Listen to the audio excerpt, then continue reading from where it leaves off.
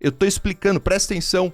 Eu tô explicando que naquele momento que eu falei pro Google, o que que é? Por que que você tá me chamando de... Por que que você tá dizendo que eu agredo mulheres? Eu nunca fiz isso na minha vida.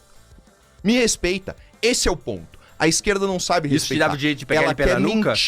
Ela quer mentir. A esquerda mente. Quer te tirar do sério. Ele sabe que se eu botar a mão nele, eu perco o mandato. Eu não botei a mão nele.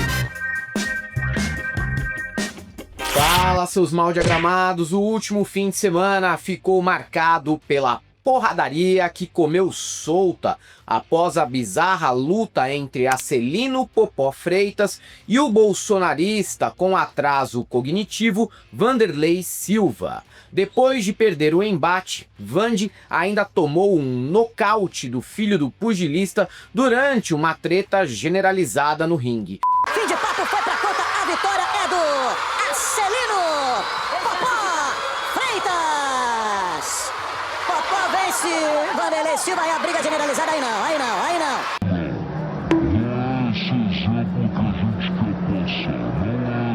O que é bastante emblemático do ponto de vista dos tempos atuais em que os bolsonaristas acumulam derrotas vexaminosas na política. Mesmo que Popó tenha apoiado o mito no passado, não trata-se de uma figura extremamente reacionária, apoia e respeita o filho homossexual e até elogiou o governo do PT na Bahia. Já Vanderlei, como é um idiota completo e convicto, se encaixa como uma figura mais arquetípica do bolsonarismo, um brutamontes sem argumentos que tem na violência seu único recurso retórico. Mais ou menos o mesmo caso do deputado federal Paulo Bilinski, que apanhou de forma até mais vergonhosa que o Vanderlei Silva num debate que encarou contra Breno Altman no podcast Três Irmãos. O delegado da Polícia Civil de São Paulo se tornou conhecido pela troca de tiros indoor com a namorada, que se suicidou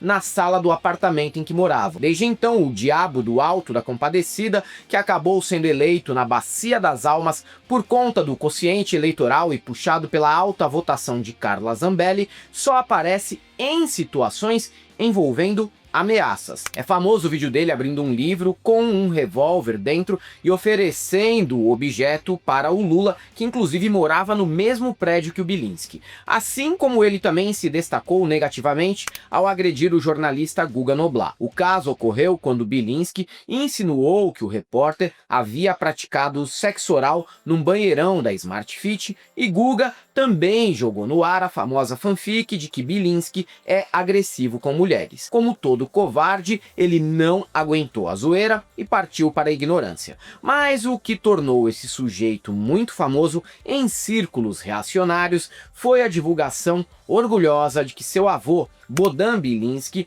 teria participado da SS Galizien, divisão ucraniana da força paramilitar de elite do regime nazista. Hoje estou aqui trajando a Vyshyvanka, a camisa típica ucraniana. E nessa oportunidade, declaro que é uma grande honra estar aqui hoje com as vestes dos meus antepassados. A questão é que esse orgulho por ter um avô que combateu comunistas só pega bem mesmo entre adeptos do nazismo. Afinal, na Segunda Guerra, quem combatia comunista era Adolf Hitler. Logo, a conexão é clara. Não tem nem como tergiversar nesse ponto. E foi por meio desta afirmação comprometedora que Breno Altman expôs toda a burrice, desfaçatez, truculência e covardia desse parlamentar inútil no podcast Três Irmãos. Admito que quando soube do anúncio desse debate, questionei onde o Breno estava com a cabeça para aceitar discutir com uma anta dessa estirpe. Até porque, a essa altura da vida dele, Breno não precisa se submeter a uma conversa desse tipo. Mas mudei de ideia e explico o motivo. Agora eu noto que eu estava completamente equivocado. Breno é calmo, sereno,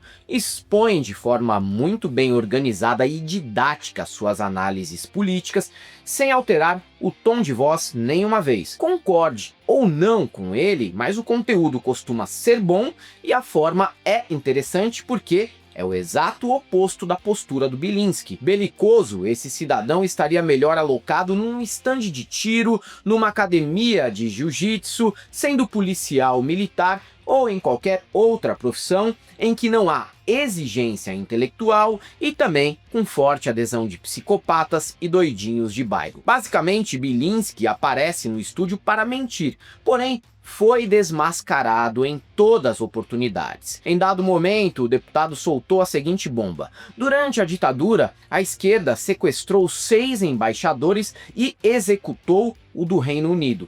100 homicídios, 6 sequestros de embaixadores, sendo que o embaixador do Reino Unido foi executado. Certo? Não, errado, mentira. Nunca foi sequestrado o embaixador do Reino Unido. Tempo dele, hein? Tudo bem. Posso ter errado o embaixador executado? Nenhum embaixador foi executado. Foi. Nenhum embaixador foi executado. Foi. Pesquisa aí, Estevão. Qual é o embaixador que foi Vou executado? soltar o... Mas aí veio o Breno Altman para comprovar ao vivo que nenhum embaixador foi executado, acusando Paulo de ser ignorante ou mentiroso. Na verdade, a gente sabe, ele é os dois. Jamais foi sequestrado o embaixador do Reino Unido e nunca foi executado nenhum embaixador. Você precisa se corrigir essa mentira, porque senão eu vou começar a achar que é má fé. Você pediu pro seu assessor pesquisar, seu assessor já pesquisou e já te informou. Uma informação não que é? não tem nada Porque a ver. você trouxe um assessor para fazer as pesquisas para você. Não, então não trouxe, ele tá aqui você pra fazer pode, minha segurança, você completamente pediu a ele para diferente. pesquisar, você pediu a ele para pesquisar, então ele já Eu vou deve ter pesquisar, pesquisado pode deixar. para você saber que você contou uma mentira. O deputado também negou que sanções tenham a ver com o julgamento de Bolsonaro, mas isso aí é tática suja de quem sabe que só pode recorrer à pós-verdade, depois que o Eduardo levou o bolsonarismo a ser considerado um movimento de traição à pátria, até entre certos direitistas.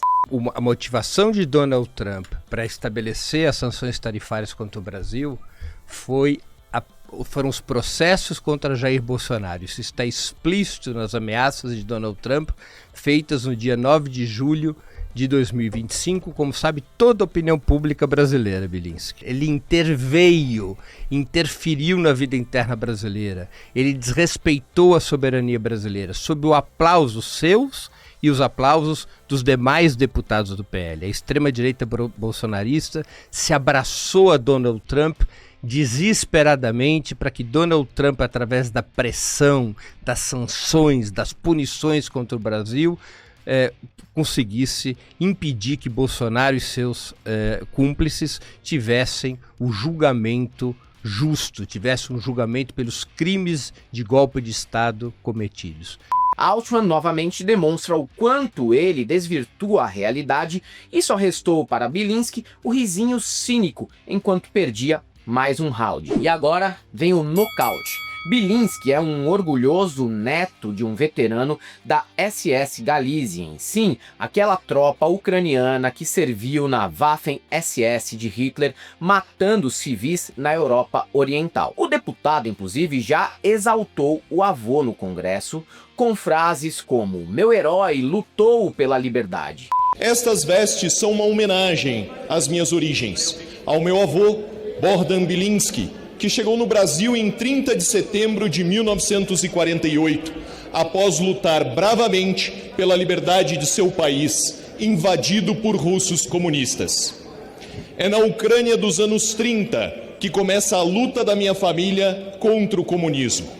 Meu bisavô, Jerônimo, foi preso e condenado à morte pelo regime comunista. Mas Breno, que é judeu, não poderia deixar de rebater essa fala condenável do seu oponente e citou crimes de guerra cometidos por essa divisão. A divisão Galícia era parte da SS, a mais brutal de Hitler. Você exalta isso publicamente. Não é sobre sua família, é sobre suas ideias. Cinismo de extrema direita pura, resumiu Altman. Quando o Bilinski chamou o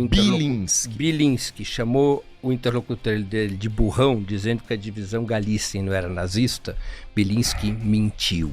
A divisão Galícia fazia parte das SS nazista. Quando ele disse que era uma divisão liderada por generais ucranianos, ele mentiu de novo. Os grandes generais da divisão Galícia foram Walter Schimann, que era um austríaco, general das SS, e Fritz Freytag, um alemão, também general das SS. A divisão Galícia foi condenada pelo Tribunal de Nuremberg como uma unidade responsável por crimes de guerra. Ela não lutou só na Ucrânia, Rodrigo. Ela combateu ao lado dos nazistas na Eslováquia, na Iugoslávia e na Áustria. Porque, afinal, é aquilo que a gente sempre fala. Na extrema-direita, todo mundo gosta da ideologia e das práticas do nazismo, mas detesta o nome que se dá a isso. Depois de ser desmascarado, Bilinski abandonou o debate igual uma franga, se dizendo agredido. Mas, na real, foi destruído pela verdade e por argumentos. Entendeu? Não era essa a proposta, não foi pra isso que eu vim, não foi esse o convite. Mas você vai ter mais Entendeu? uns 30 segundos aí, Breno. Relaxa. Pra mim acabou. Tá fora do seu tempo. Tá. O seu problema, Bilinski, é que você mente muito. Mente muito. E a mentira atrapalha o debate. Tá bom, falei o que você quiser. Beleza? No fim, o machão correu mais rápido que o avô fugindo dos soviéticos em 1945, e o debate foi mais um mico da extrema-direita que tem acumulado mais derrotas que o Sport Recife neste ano. É isso aí, galera. Para quem gosta do nosso canal, nós temos nosso apoio, seja membro, Pix e conta jurídica, caso vocês queiram e possam fazer uma colaboração para que a gente continue a produzir conteúdo para vocês aqui. Além do YouTube, estamos presentes também em todas as demais redes sociais, tá bom? Sigam a gente por lá, não deixem de conhecer nosso curso no ICL e as nossas camisetas no site da El Cabriton. E para todos aqueles que acreditavam que o Bilinski daria conta de debater com o Breno Altman, só temos uma coisa para te dizer: não passarão.